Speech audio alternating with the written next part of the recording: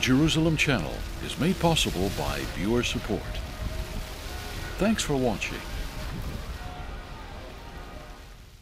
Has there ever been such an attack on women as in our generation?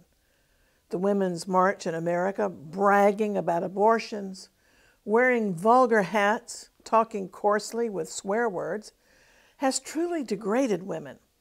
I'm not a feminist because of the truth stated in Galatians that faith in Messiah Jesus is what makes each of us equal with one another, whether you're a man or a woman.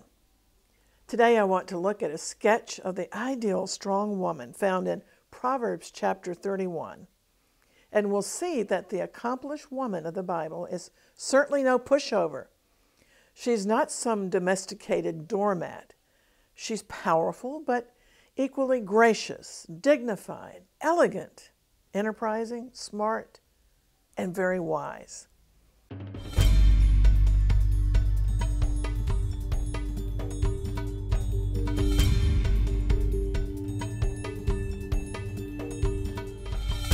Shalom, I'm Christine Darg. Proverbs 31:10 asks an intriguing question that I believe is very essential for the hour we're living in. Who can find a virtuous woman? It asks in the King James English, but really we must understand Hebrew culture and Hebrew words to translate this description with its maximum true meaning. Literally, the verse is asking, who can find a powerful, strong woman of noble character, a woman of worth? The Bible says that such a woman is to be searched for like precious jewels. It takes a discerning man to find her. If you're a man watching this program, I'm going to point out the biblical qualities to look for in a woman. And if you're a woman, I want to encourage you to set and maintain biblical standards. In Israel, among the religiously observant communities, the Proverbs 31 woman is extolled every week. Every Sabbath she's celebrated in song at dinner time. The husband sings the words of Proverbs 31 in verses 10 to 31, accredited to King Solomon. And in verse 1 of this chapter, this biblical poem about the ideal strong and powerful woman is called a prophecy that Solomon's mother taught him. In Hebrew, this woman is called Eshet chayil. The Hebrew word Eshet means woman, and the very important and descriptive word chayil connotes not just virtue, but warrior-like bravery and strength. It's speaking of both physical and emotional strength, as well as capability. The descriptive name Eshet chayil connotes also warrior-like triumph, valor, and even wealth in other Bible verses.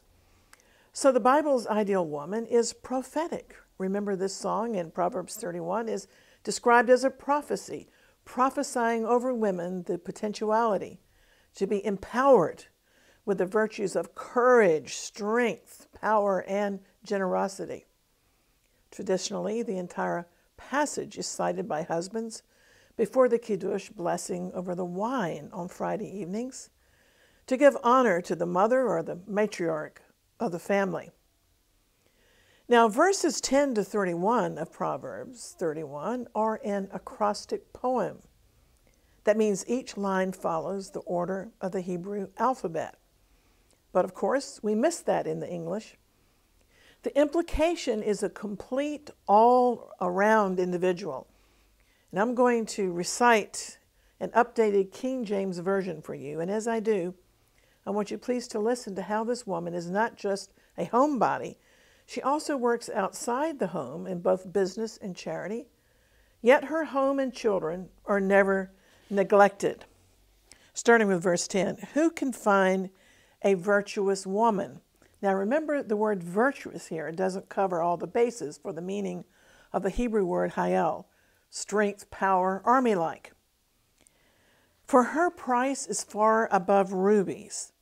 The heart of her husband safely trusts in her, so that he shall have no need of spoil.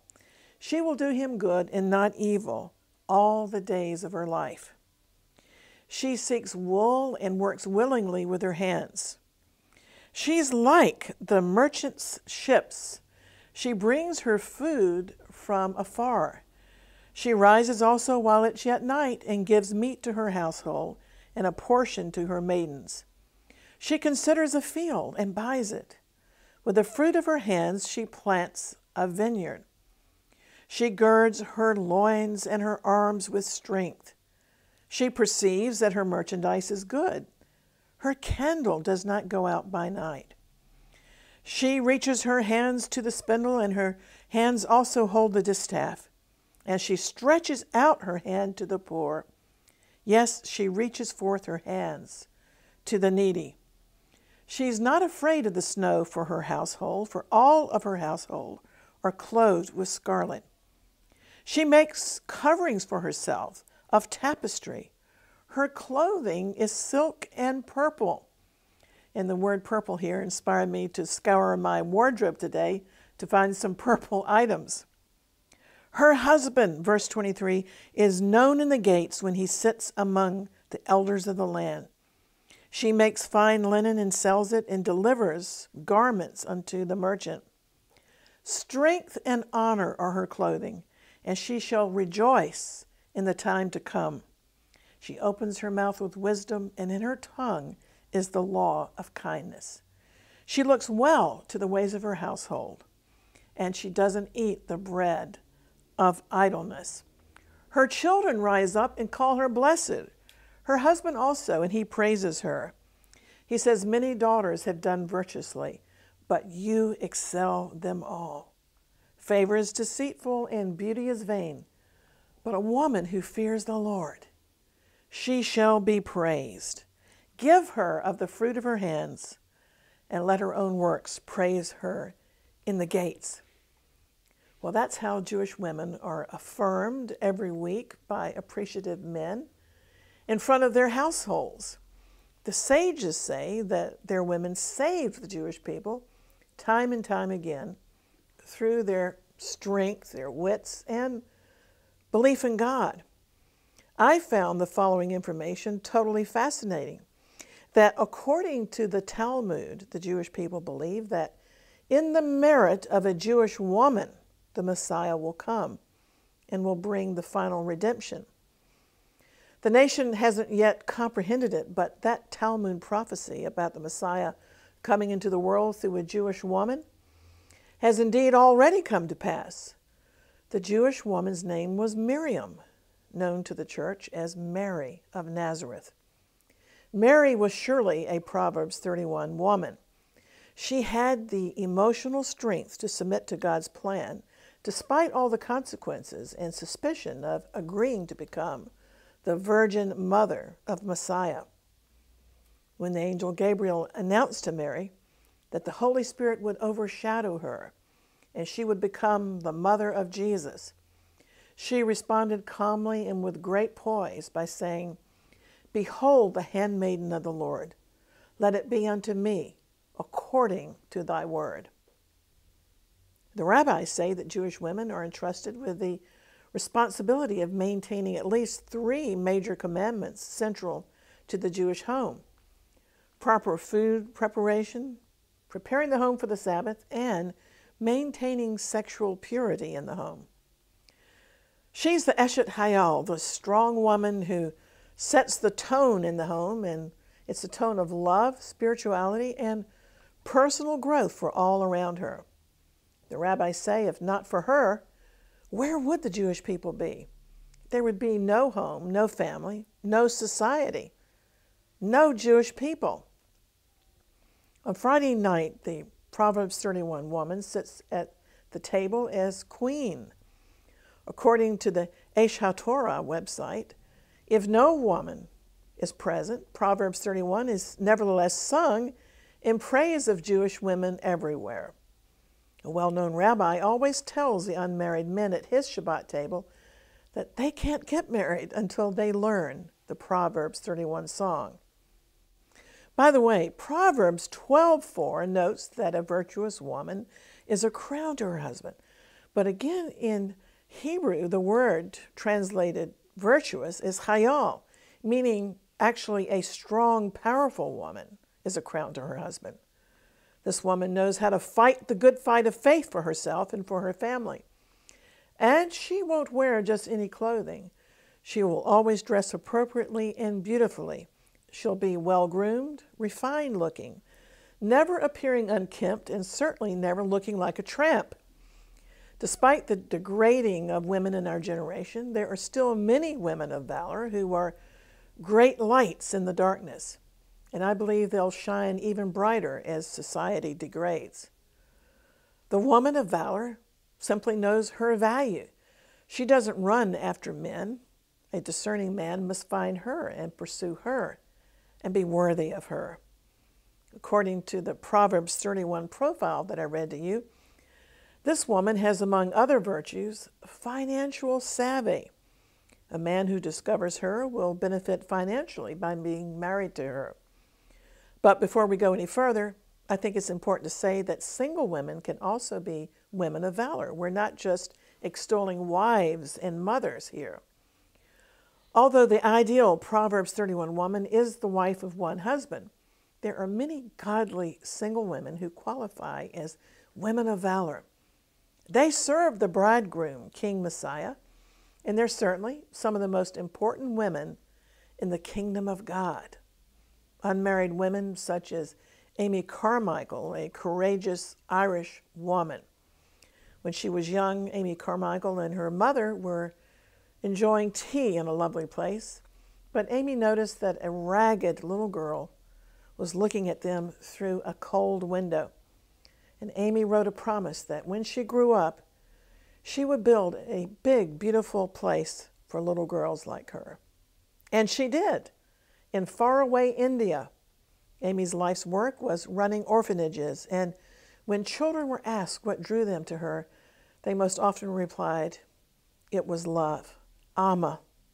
That's the Indian word for mother. Loved us, they said. Respecting Indian culture, Amy Carmichael dressed in Indian clothes. She dyed her skin with coffee, and she often traveled long distances on India's hot, dusty roads to save just one child from suffering. Her biographers differ on the number of her published books, which may have been 35. Gladys Allward was another single woman of valor, a British-born evangelical missionary to China. Despite the love story depicted in the Hollywood movie of her life, starring Ingrid Bergman, Gladys never married, but she devoted her entire life to missionary and humanitarian work among the Chinese. Many great women of valor are also single parents, women like the mother of Dr. Ben Carlson, the famous neuroscientist who ran for the American presidency. Dr. Carlson's mother was brave and smart and very wise and managed her household well despite the handicap of being a single parent. Many unknown heroines are known to God.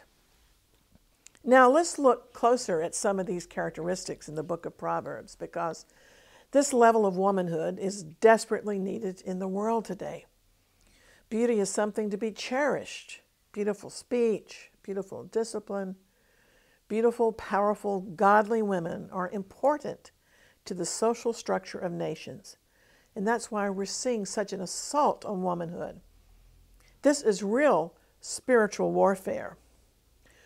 First of all, we see that she's trustworthy. The heart of her husband safely trusts in her.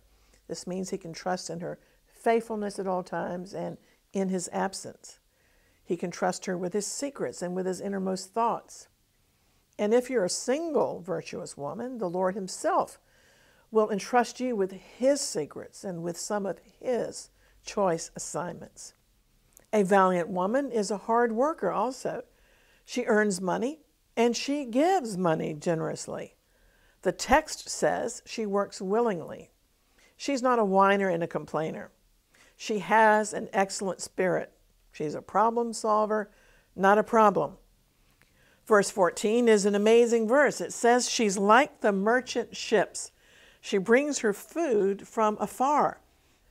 The ships brought interesting food from faraway places, and this valiant woman is creative. She adds the world's different cultures to her meal table and her conversation. What a woman! She's well read, and she refuses to live in a rut. Verse 15 notes that she rises while it's yet night. I don't believe this is extolling overwork or burnout. It describes a purpose-driven woman. I can't claim to qualify on this point because my biological clock is geared towards being a night person, but I really enjoy jet lag when it takes me to a country where I wake up early when it's still dark, and that enables me to get so much more done. The point is, whether you're an early bird or a night owl, the valiant person isn't lazy. We should have a healthy appetite for work. This ideal Bible woman is a producer. She just gets things done. She doesn't waste time because she has a strong sense of purpose. And if you don't have a strong sense of purpose, especially in these prophetic end times, you're living in a dream world, and it's high time to wake up. Sticking to a schedule is very important to being an achiever for God. We have to learn to conquer our day, to manage our time, to make lists, to do exploits. And of course, Daniel 11:32, the theme verse of our exploits programs, says that the people who know their God will be strong, not weak, and will take action. That means we'll do exploits as led by the Holy Spirit. And it says her candle doesn't go out at night. As a night owl, I like that part. I don't believe this verse sanctions burning the candle at both ends, but God does cause us to rest from time to time.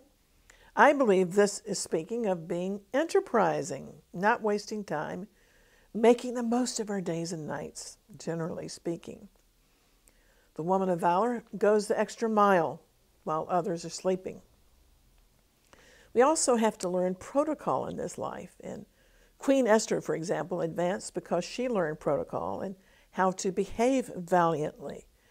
She also knew the place of prayer and fasting.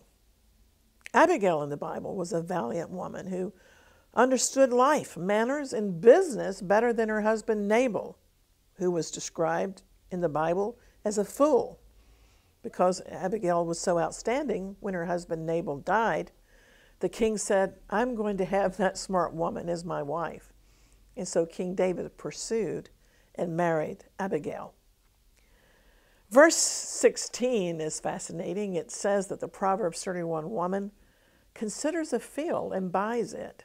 So obviously her husband trusts her with handling money. And due to her industry, she has purchasing power, but she's full of savvy. She makes a careful decision after deliberation. In verse 17, we see that she takes good care of her health. She girds her loins and her arms with strength. No slouch, no couch potato here. She's active. She doesn't sit around, but she gets out and does things. Verse 18 notes that she perceives her merchandise as good. She knows her own self-worth. She's tranquil, sincere, serene, and poised because she intuitively knows that her work is of an excellent quality. Now, verse 19 talks about her skill in weaving and sewing, and verse 24 adds that she makes fine linen and sells it and delivers garments to the merchants. I once heard a preacher say that this Proverbs 31 passage is about a composite woman because the prophetic poem covers many possibilities. So this doesn't mean that you have to be a seamstress like Dorcas was in the New Testament. But it means that God gives us various skills to master. And these verses speak of skills and ability to get any job done that the Lord calls us to do. Verse 20, she stretches out her hands to the poor and needy. This speaks, of course, of outreach. Needy people are part of the lives of valiant men and women. My daughter-in-law, Naomi, is always reaching out to the needy. She runs a charity that helps the poor all over the world to sell handicrafts, artwork, and handmade jewelry so that they can earn a living and rebuild their homes after disasters like earthquakes. Naomi and our humanitarian son David are known and loved among the poor all over the world. This is because Proverbs 31 people don't hide from the poor. They don't hide from needy and damaged people. Underprivileged people become a part of their lives as they reach out with love and compassion to alleviate the pain of others. You see, a valiant believer wants to be part of the solution, doesn't ignore the suffering that's all around us. Now, I love the subject of faith, and so I want to mention the faith level of virtuous women. Their faith level is very high. Verse 21 says, "She's not afraid of the snow, for all of her household are clothed in scarlet." By its very color, scarlet suggests warmth and comfort. The Hebrew word here is shanim, derived from a verb meaning to shine, denoting a crimson or deep red to absorb and retain heat. Being made of wool, these winter garments would be very warm and also stately in appearance. Outstanding. In verse 25, it says that strength and dignity and honor are her clothing, and she shall rejoice in the time to come. Our text is speaking of what I call the laugh of faith. I absolutely love this. It's so liberating. Recently, I read a very sad article about Americans being full of anxiety. And the other night, my husband and I were listening to a program in which a minister was warning that global warming is over and we're headed for an ice age. He spent about an hour talking about the ice age as if we should be filled with anxiety at what's coming upon the world. His talk made me think of this verse. A strong woman of faith has no fear of winter. She's prepared. But ultimately, the reason that she's able to laugh at the future is not because of all of her own efforts, but because she's a woman of God. He is her stronghold. She believes in the watch care and sovereignty of God. She's putting her trust ultimately in the Lord. Now, Proverbs 31:22 speaks of her personal appearance. Now, watch this. It says that she makes herself coverings of tapestry. Her clothing is silk and purple. I couldn't resist wearing purple today because this chapter just inspires me. This Proverbs 31 woman is no wallflower, but she makes coverings for herself. In other words, everything is not hanging out for the world to see. This description, she makes coverings for herself, indicates modesty. Yet so many women are dressing in an uncovered, revealing way, going around in yoga pants on the street, for example, without a skirt, letting their behinds hang out. Some are just downright sloppy, but others may think that skimpy attire makes them attractive.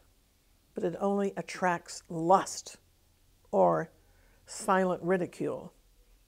On the other hand, a Proverbs 31 woman protects herself by dressing modestly, yet her attire is never dour. The word tapestry, for example, implies color and beautiful handiwork. I like an observation made by a man of God. He wrote that in the Bible, when Naomi was mentoring Ruth to attract Boaz as a husband, she told Ruth to wash her hair, change her clothes, and to package herself to make herself attractive. You see, unless you're born with outstandingly beautiful features, a good appearance doesn't just happen. It takes a lot of work, and it's not always convenient to be well-groomed. But a good appearance is an investment of both time and money. And please don't consider it a waste of time and money, because you're investing in yourself, your family, your business, your future, and more importantly, to represent King Messiah himself. Now then, you know the expression, behind every good man, there's a good woman. Well, this saying is reflected in verse 23 here. It says, her husband is known in the gates when he sits among the elders of the land. She's his crown. She's his glory. She helps to keep him on track, to keep him focused and in line with God's ways and God's thoughts. And verse 26 is a key verse. It says, she opens her mouth with wisdom, and in her tongue is the law of kindness. This really requires a Selah moment. But the point to emphasize is that when a woman is filled with valor and strength, and she opens her mouth, it's going to be something worth hearing and certainly worth noting. She's never known as a gossip or talebearer. Instead, she's consistently kind. Her words are healing words, words of restoration, words of power, words of love, joy, peace, reconciliation, and faith. Verses 27 to 28, it says she looks well to the ways of her household, and she doesn't eat the bread of idleness. Her children rise up and bless her. They respect her, and when they grow up, they appreciate and enjoy her. Her husband also praises her, saying, beauty is fleeting and charm is deceitful. But here in verse 30, her secret is revealed. But a woman who fears the Lord, she shall be praised. This means that a person who has a holy, reverential fear of God, such a person can't escape the reward of praise. Hallelujah. Still, some may argue, does this Proverbs 31 profile sit well with our times? Is the Proverbs 31 woman the model for 21st century womanhood that we want to sing about around our table? But home is where character is formed. No wonder there's such satanic attacks against the home. But after careful study today, I don't think the profile we've studied is a subservient, cowed woman.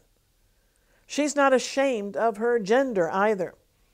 The Proverbs 31 woman is the main counselor of children in the household. She has great influence outside the home as well, giving sound advice, engaging in business and charity, and teaching kindness. So I hope this program has strengthened and empowered you. And in the meantime, I'd like to invite you to stay in contact on social media or at our website at exploits.tv, where you can request and receive our free color magazine Exploits and weekly email news updates. A reminder also that our Jerusalem Channel app is available free to download from your app store. And so until next time, always contending for the faith and praying earnestly for the peace of Jerusalem, I'm Christine Darg. Maranatha and Shalom.